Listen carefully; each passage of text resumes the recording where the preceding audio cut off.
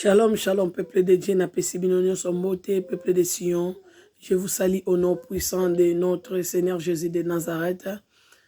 Pour na nini vidéo bande koleka à live na butu na 0R, pourquoi ils ont les qualités.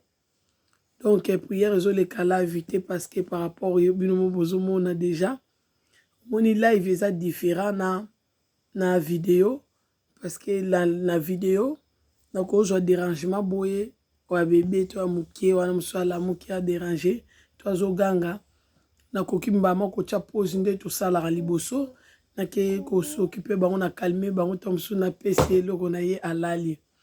nde na ye na longoli pose na continuer vidéo et vous permettre nga bozwa vidéo moko ya kimia ya makelele trop te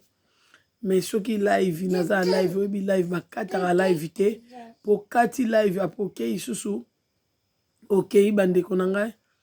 okati live okei bato baozela baza wana ligne baozela okati live okei okipe nano ba bébé balamuki parce que na ba bébé pour ni mususu aza 3 ans déranger nga mususu aza muki aza bébé aza na inane na ndambo ozomone ko déranger vraiment na bino bato bozozela nga bozala déconcentré ozomona ba mama ba papa bo comprendre nga yango moni ke na ngai na tiaka a live tozala na bino par rapport à ba conseil na bino live pesaka bien mais par rapport na nga live ezo ranger ngai te par rapport ya bana ndenge bazo tungisa ngai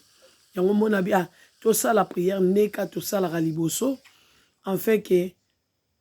ko ranger nga par rapport que na déconcentré bande côté par rapport pe ya temps au mona misusu ta oyo lingo kota prière mama ta na ba se flammer nga pe na olinga te nzambe déjà yebi tina nini alinga